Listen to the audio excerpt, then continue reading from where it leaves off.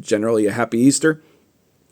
And also to comment that if you check out the links below, apart from a link to Barrows and Borderlands, you will also find a link to the latest issue that has been re-released of the Pundit files, and that is one called The Confraternity of Death, which is a very interesting adventure about secret cults in a medieval city.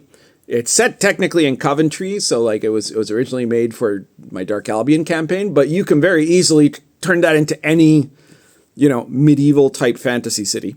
And I'm sure you're going to find that interesting. And if not, you can check out the previous ones like Siege Rules and Tables to Make Fast NPCs and all kinds of other stuff. You just go on the link and you will find the Pundit files that have returned. Now they're only $4.50. That's because of drive-through.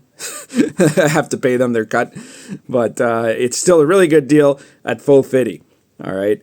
And check out all my other products, stuff like Heroes and Villains of the Silk Road, the Gonzo Fantasy Companion, and Dark Albion Cults of Chaos, which I've often said is the best book in terms of design that I ever made. It's a complete generator of sinister cults, complete with plot lines, with resources, with everything that you can do. You can roll an entire adventure up in like 5 minutes.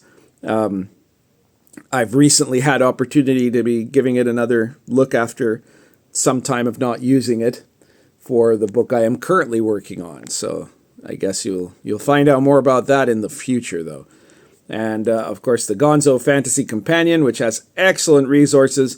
If you're not a medieval type guy and you prefer the kind of weird fantasy or science fantasy or any of that sort of stuff, you should check out the Gonzo Fantasy Companion. It's full of excellent stuff. There are tons of material that you can use. All right. So, Barrows and Borderlands is, as always, a weird science fantasy old school style role-playing game set in a dark radioactive wasteland of magic, black powder, and dragons. It goes very well with something like the Gonzo Fantasy Companion, by the way. You could totally use, stuff from Barrows and Borderlands. I could totally use in my Last Sun game. Stuff from the Gonzo Fantasy Companion or World of the Last Sun, you could totally use with Barrows and Borderlands. So this book is book 4, and it is the Underworld and Borderland Adventures, okay? And you're going to have to bear with me here because I did not get my bigger stand here. I'm holding my my phone rather precariously. You get the index here. And as you can see, this is basically guides to stuff for adventuring, including stuff that you would have seen in some of the old D&D stuff.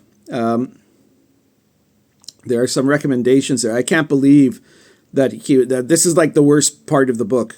I'm going to attribute it to his youthful and innocent age, because the author Matthew Tappe is very young, by the way.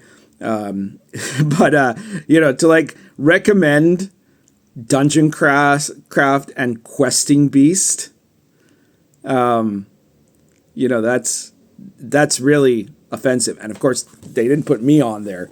Now, maybe they didn't put me because, I don't know, because it's, there's nothing that these guys have covered that is better than anything I do, except the informal game. That one I'll give some credit to.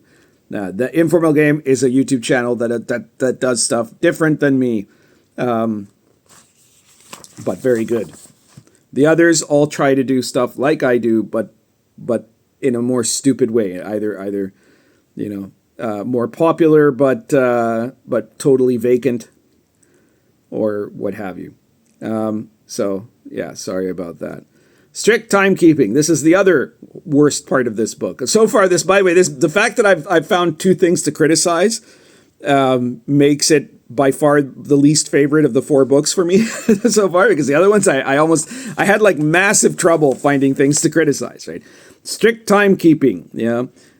He says, it sounds silly to set a real world day as equal to one in-game day, but what I found is that it creates a game that's always on. No, it literally doesn't. It doesn't, because unless you're always playing, it is not always on. Okay? So that does not make sense. That is not the way to do things. But I could understand And actually, this is something, oh, geez, I'm going to have to do a whole other video about this. I've just had a kind of a breakthrough, right? Like I said, Matthew Tapp is young, right? He's in his, I think now he's in his mid-20s, I guess we'd say. Which by RPG standards these days is very young, right? And so I think that, obviously he never lived through the old school period. He was born literally decades after the old school period. I mean,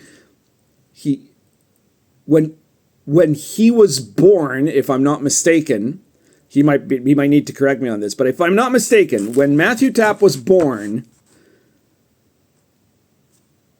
second edition was already obsolete. It was already not the main game. He would have been born at a time when third edition was the new current game of D&D. Okay, that's how young he is. So, that puts things into some perspective, and it means he's got a different perspective, maybe. On the one hand, though, I mean, he did not live through the experience, right? So he does not know exactly what the experience is like, and there are probably some people who could lead him astray in that, right? But besides that, I think that with someone of his age, the problem is he lives in a world that is always on in that sense as well. It's like, look, if I go on X, right? If I'm on X and I'm trying to keep up with the news, when I go to sleep, X doesn't turn off and pause for me and let me, then keep going from there, right? The whole world doesn't stop posting on X. So it means that while I'm sleeping, I don't get anything new out of it, right? So, geez, this is a massive revelation. This is like a bigger revelation than anything I was going to review. So here's the thing, right? But people of Matthew's generation might think of this as kind of like, real life, right? Like, because, for example, the video games, they play MMORPGs, right? In an MMORPG or in any RPG, when you've got to do like that sort of stuff, the world keeps moving whether or not you're playing, which is part of why people play obsessively, right? To try to not miss out. But that's not really how an RPG is supposed to work. An RPG should work on its own internal time, right? Like, again, he goes, well, you have to go back from the dungeon at the end of your session, because then it'll have been like a week after when you play again, and if you had just stayed in the dungeon, you'd all be dead, right? Which is the retarded thing that Jeffro Johnson came up with, right? That the Bro SR came up with, and have obviously affected this guy's mind. Because the way it's supposed to work is, yes, you keep strict time in any campaign that you want to be to have a sense of a real living world. You will keep strict time, right? But to keep strict time, you keep it inside the world. The fact of changing it would sound like if we said, okay, well, you know what, we're going to sync up now Earth time with the time of some planet in Beta Centauri, right? Like, would that make our time? Well, first of all, it wouldn't work, right? But would that make our experience of time any better? No, right? Like the idea that you are creating a living world by artificially making it more fake by linking it to our real time, right? Because it's not happening in real time. It's happening in the time of that world. So one day in that world has to be tracked day by day, right? And it is not something that needs to equivocate to one day in the real world. All right? So this is the problem. People are used to now playing these massive player games where they do have to be there, always on, always there, right? And then they burn out, right? And when you're trying to do that with an RPG, you will burn out. That's why Bro SR campaigns never last more than a few months, right? It is too much work to do. And it means though that his mentality is of that. But what you have to understand is you're not making that living world. You're making it fake on purpose. You're making it into something that depends on our living world, right? And if that's the case, it's not a living world. If you want the experience of verisimilitude, if you want it to be a living world, you have to do the hard work, the much harder work of keeping track of an internal calendar of that world. And then what that means is that the time only moves at the speed you as the DM want it to, or when the game is at play, right? And when the game is at play, that again can vary, right? You can make a trip that takes 2 weeks happen in 5 seconds, right? But it's been 2 weeks inside the game. That is the only way you make sense. And if you arbitrarily create these external meta conditions, because it is a meta condition that you have to leave the dungeon, that is not real, Matthew, okay? That's not a real thing. That the people, the moment you stop playing with the characters being in the dungeon, it doesn't mean that they would then stand there like retards doing nothing, walking into a wall like a sim character or something, and then they just starve to death. They're not goddamn Tamagotchis, all right? The moment you stop playing, you're in room 27 of the dungeon. Okay, that's where we're going to stop today because it's gotten too late, right? You keep a note that it's in room 27. You keep a note of everything you need to keep a note of. And that when you get back, you go right back into it from there. Okay, and the whole world has frozen from that point. And the only times when you have to worry about managing multiple time streams is if you've got a campaign that has like 50 people playing in it, and that they are all doing and going around engaging in different things. And you can still do that. It is still easier to do that by keeping careful charts of time in that world's real time, rather than by keeping 1 time for everyone, right? That is the most retarded thing in the world, okay? So wrong, Matthew, wrong. 1 time is not a good way to do things. That is why it was abandoned, okay? And the Jethro Johnson version of 1 time is particularly horrific and appalling. It's particularly bad. It's not even how people did 1 time back then.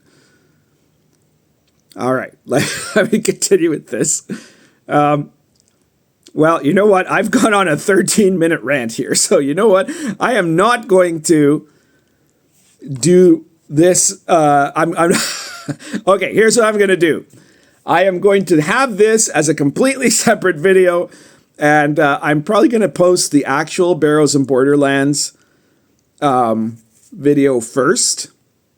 And then, the review that I have not yet done, but because it's been like 15 minutes already that I've been talking about Barrows and Borderlands, I guess I'm going to start over again. But this video is going to come out on my channel because it is actually, I think, a tremendous insight that part of the problem is young people are thinking of video games, of MMORPGs specifically, and so they feel like it's more realistic when the fantasy world keeps going on without them. But that means your character isn't real. That means your character is just a skin. The whole point of an RPG is that your character needs to be a real person.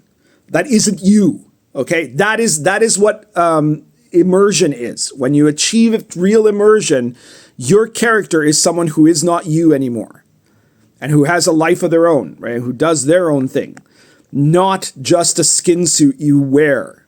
All right, and so it is not like an MMORPG. It is a world that is a separate world that you can imagine, right? Imagine that we have like some kind of a magic portal, right? And the magic portal is such, because there's some kind of weird difference between our two universes. I'm trying to explain this in ways people like Matthew might understand, right? If there's this portal between our world and the world of the campaign, of the, let's say, Barrows and Borderlands, right? When that portal is open, we are suddenly running in a place where there is time running here and time running there. It isn't even necessarily that it's always going to be running 1-1 while we're playing, obviously, right? Because there are some things that could get accelerated during the gameplay. But when we close that portal, which is at the end of the session, all time there stops. And it resumes only when the portal is opened again. Okay, do you guys understand how that works? Right, so it means that the other world is a real world. It's a real world that does its own things, but it is dependent on us to turn it on, so to say, right? But it is not just a place for people to dress up in skin suits, right? That is the same, like, it's the horseshoe theory all over again. Just like the woke retards that now try to dominate D&D and have turned D&D into like a young adult fiction fashion show for their weird, hideous, and probably demonic monsters that they are playing in the game as a way to represent their sexual identities. You know that those are skin suits, right? And that is what the argument is from the kind of the bro SR crowd, right? That they are saying, well, you know, the character isn't really a character; it's just a thing, right? That's not the point. Right. The point is that you're in there, and I don't know, and in that adventure, you get to become a domain leader or something. You know, you get to do shit, or you can level up, and it doesn't matter. It's just that's just an avatar, right? Or whatever. You know, that is the mentality that these people have. It is a horrific mentality because the whole point is to create a real world, and everything they do points to away from creating a real world. The way they treat the player character, it drives them away from being immersive. The way that they handle time drives it away from being immersive, right? And it is a shame that Barrows and Borderlands would make that recommendation, that particular recommendation, because it is bad and wrong and false and probably criminal in some way. Okay, so that's everything that I'm going to say for this video. You've probably already seen my actual video where I reviewed this, even though I did this first. But I'm going to take a couple of breaths here, and then I'm going to do the video that you've probably already seen. Currently smoking nothing because I didn't bring my pipe downstairs.